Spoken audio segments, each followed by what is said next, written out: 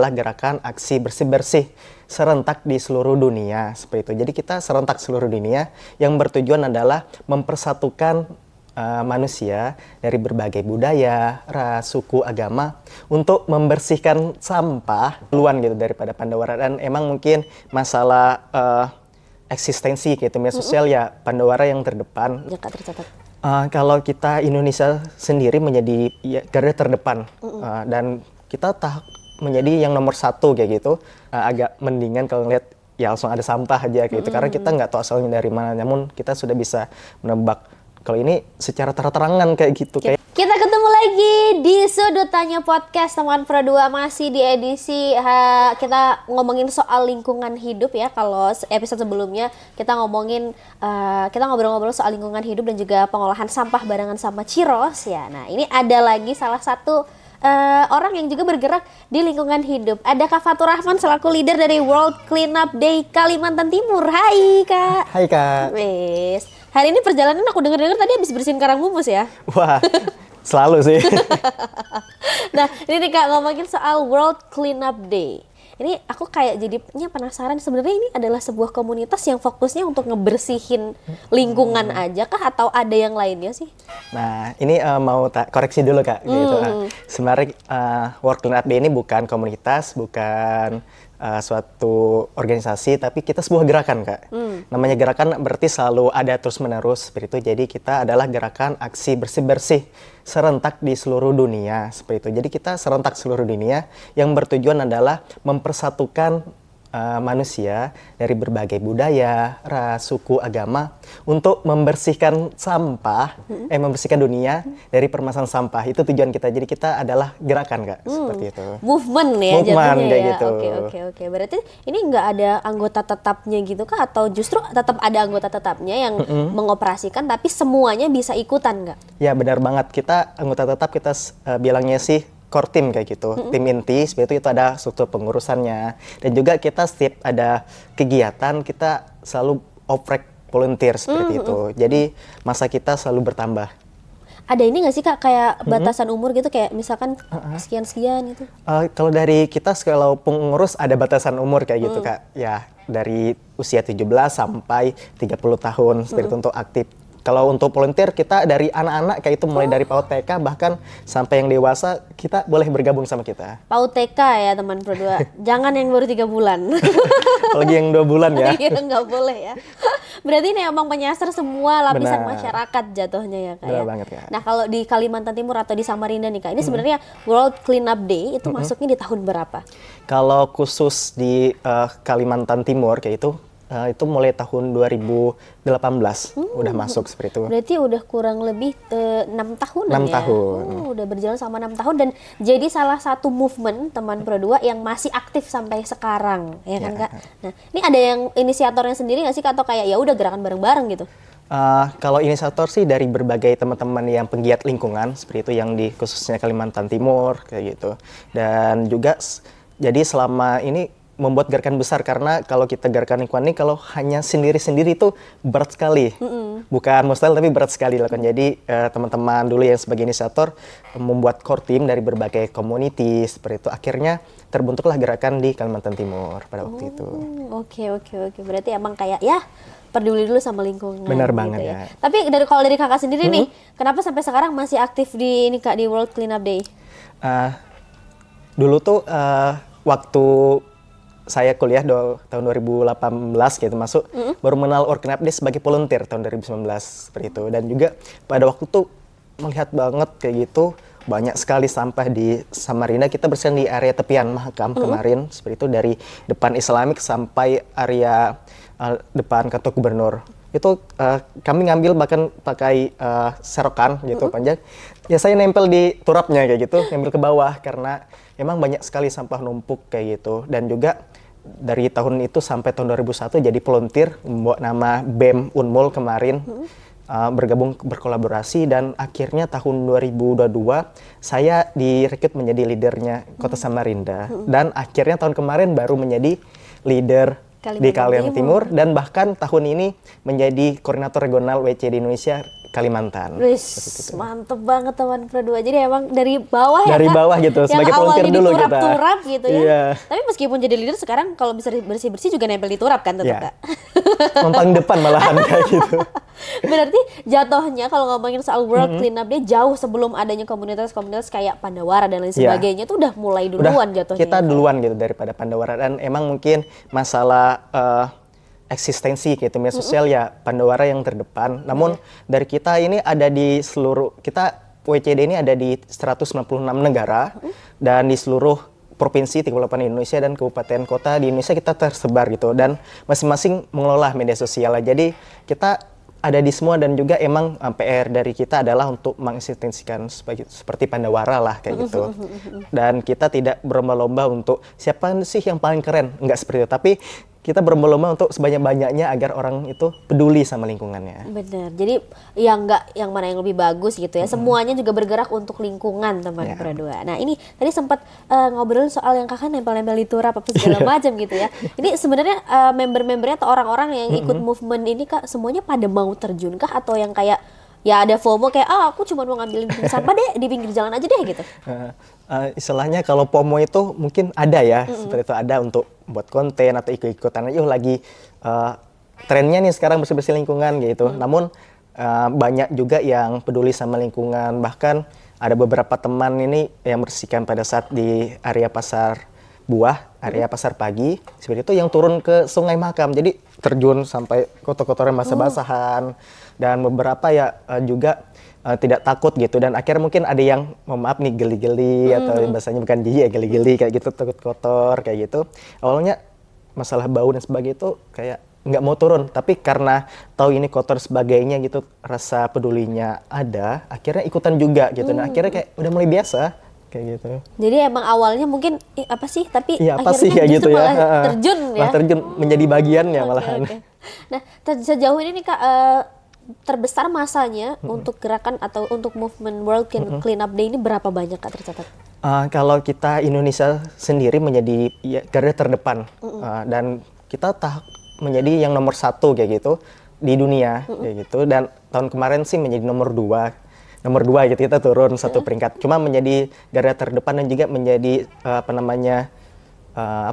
sebagai panutan bagi negara-negara lain. Kita menjadi spotlight dari negara-negara lain, dan dari tahun 2018 sampai sekarang, seperti itu tahun kemarin, kita udah mencapai relawannya lebih dari 27 juta relawan. Seperti itu, kita 27 juta relawan sudah ikut gerakan WCD. Itu bukan uang teman kedua, tapi manusia. Benar Dan itu banget, semua ya. mereka jatuhnya dari 27 juta orang tadi, orang-orang yang peduli sama lingkungan. Benar gitu. banget, ya. Nah, masanya banyak Kak, tapi pasti ada tantangannya kan. Benar. Tantangannya apa nih untuk ngajak masyarakat buat terjun langsung?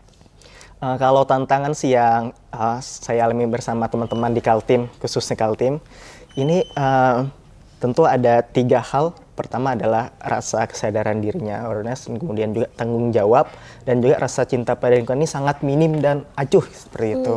Dikarenakan mungkin lebih banyak saya temukan di khususnya kota Samarinda seperti itu, yang buang sampah sembarangan ke sungai, ke lingkungan, ataupun di jalanan, itu adalah orang dewasa. Kan orang dewasa ini menjadi contoh bagi anak-anak kayak gitu sebenarnya. Namun yang malahan yang dilihat adalah orang dewasa yang tidak peduli seperti itu menjadi tantangan bagi kita semua. Makanya mungkin yang harus diperbaiki yaitu adalah pengedukasian, mulai dari pendidikan PAUD, anak-anak kayak gitu, sekolah dasar, sekolah menengah, sampai perguruan tinggi, dan juga masyarakat seperti itu, agar semuanya ini merata kayak gitu. Berarti emang mindsetnya ini harus dirubah ya Kak ya. Ini PR juga untuk kita semua, dan kayaknya yang harus bergerak nggak cuman gerakan World Cleanup Day aja, tapi ini PR-nya kita semua, gimana kita merubah mindset ini. Benar ya Kak ya. Nah kalau Kakak nih ngelihat sendiri kondisi lingkungan di Kalimantan Timur, ada nggak sih kayak spot-spot yang emang ini udah parah banget, kayak ini udah nggak bisa dikerjain sama teman-teman World Cleanup Day tanpa kerjasama sama pihak-pihak lainnya? Ada sih Kak gitu, karena emang untuk masalah sampah di Kaltim ini semua pasti ada sampah gitu, limbah. Namun yang ada beberapa daerah yang secara konsisten bisa mengelolanya. Namun masih ada spot-spotnya seperti itu. Mungkin Kota Samarinda, Balikpapan, Bontang, Kukar ini salah satu ya secara konsisten bagus pengelolaan sampahnya. Namun masih perlu peningkatan sih. Dan di daerah lainnya ini masih bergerak baru mau kayak gitu untuk pengelolaannya. Jadi emang ini menjadi tantangan kita semua, bukan hanya World Cleanup Day, tapi menjadi tanggung jawab kita semua, mulai dari pemerintah, masyarakat, NGO, pihak swasta, perusahaan, akademisi, seperti itu harus berkolaborasi kayak gitu. Dikarenakan ini menjadi konsep kita WCD, yaitu kolaborasi pentahelik kayak gitu.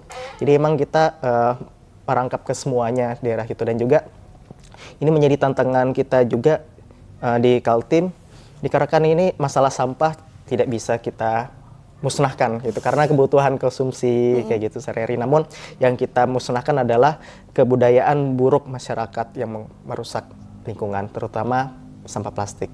Oke, nah semua masyarakat mau diajakin untuk bergerak untuk menjaga lingkungan. Tapi menurut kakak perannya anak-anak muda ini apa, Kak? Oke, nah anak muda ini sangat besar perannya untuk masalah lingkungan. Yang pertama sebagai agent of change.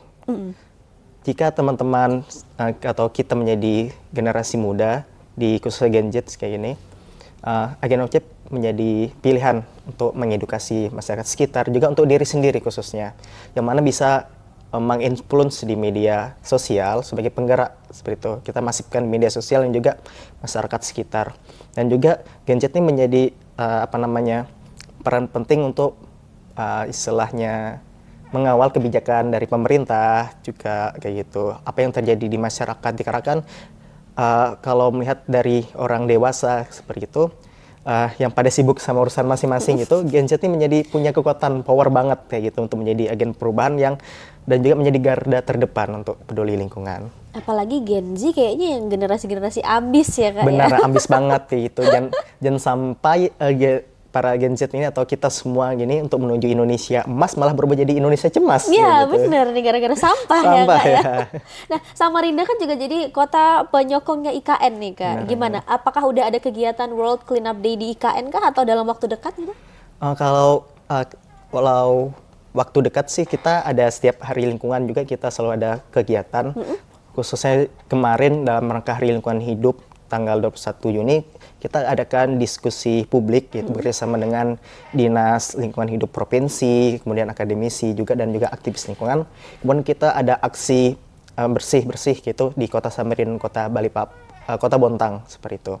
Dan dalam waktu dekat ini kita akan akhir Juli kita akan ada kegiatan aksi penanaman mangrove di Muara Badak seperti itu untuk konservasi bersama teman-teman komunitas kayak gitu, dan juga didukung dari beberapa sponsor juga. Dan yang paling penting sih kita persiapan menuju puncak WCD yaitu pada tanggal 20 September yang ini udah masuk dalam kalender PBB seperti itu. Jadi ya kita semua dan juga ya seluruh pemerintah di dunia harus melaksanakannya untuk bergerak. Jadi peringati Hari Kebersihan Sedunia seperti itu. Oke, keren. Ih, bentar lagi ke Muara Badak gitu ya, Kak? Ya benar. Berarti emang bener-bener fokusnya nggak cuma ngebersihin sampah doang, tapi emang kita juga reboisasi dan sejenisnya juga ikutan. Benar gitu banget, ya. Kak. Dikarenakan juga, Kak, Indonesia menjadi penghasil sampah laut terbesar kedua seperti itu di dunia setelah Cina. Dan juga kebanyakan sampah ini berarti bukan hanya di pantai kayak gitu misalkan terkumpul, tapi di kawasan mangrove kayak gitu. Jadi ya kadang juga kita membersihkan kawasan mangrove kayak gitu. Dan itu bukan sebuah prestasi, teman Prodo. Kita di peringkat kedua sebagai penyumbang sampah terbesar, sampah laut. Sampah ya. laut. Dan ini karena emang mungkin pengelolaan sampah atau pembuangannya yang juga kita nggak tahu ya, Kak, sembarangan gitu loh. Aduh, tapi ini kalau misalkan masyarakat mau ikutan World Cleanup Day, Kak, bisa standby-nya di setiap minggu kah atau gimana? Oke, kita biasanya juga mulai rutin kayak gitu khususnya di Kota Samarinda. Kita ada ikut Car Free Day-nya seperti itu untuk kegiatan vlogging. Mungkin bisa join kayak gitu untuk datang karena kita standby seperti itu. Dan juga misalkan teman-teman ingin bergabung di World Cleanup bisa saja DM IG kita @wcdid.isborneo seperti itu. Di situ udah lengkap banget mau kegiatannya kapan, apa Benar aja banget, gitu ada informasi ya, Kak, apapun seperti itu. Oke, Kak, tapi ini kan berkaitan sama ngajak masyarakat untuk bergerak gitu ya. Ada nggak sih pengalaman-pengalaman yang kurang menyenangkan akhirnya? Karena kan bersosialisasi sama Iya, orang benar. gitu ya. Sering terjadi seperti itu karena kan kita menjadi garda terdepan di lingkungan khususnya seperti itu. Ada beberapa hal mungkin ada kita ibaratnya kita mengut sampah seperti itu. Yang paling saya sering temukan adalah ada yang secara kayak pura-pura nggak tahu gitu, buang sampah langsung di dekat kita kayak gitu. Ya Pak, kayak kaget, ini kita lagi membersihkan loh gitu. Mungkin setidaknya ya bantu kayak gitu, masukkan sebagainya atau bilang, oh ini dek kayak gitu ada sampah dari rumah. Nah, saya bingung untuk milah sampahnya gimana cara. Mungkin seperti itu. Ini nggak langsung buang di depan kita, nggak peduli seperti itu. Ini masih banyak yang saya temukan seperti itu. Ya ini sangat menyakitkan hati sih gitu, karena langsung di depan mata kayak gitu. Bukan daripada sih, maksudnya agak mendingan kalau ngeliat ya langsung ada sampah aja kayak gitu, karena kita nggak tahu asalnya dari mana, namun kita sudah bisa menebak kalau ini secara terang-terangan kayak gitu. Kita kayak udah tahu oknumnya siapa gitu ya. kayak gitu. Oke, ini yuk, teman-teman kita mulai aware lagi ya. Masa yang satu ngejaga, yang satu ngerusak Benar ya kan? banget. Oke Kak, mungkin terakhir deh ini, ada nggak sih satu gerakan simpel deh yang bisa dilakuin sama anak-anak muda untuk menjaga atau membersihkan lingkungan gitu?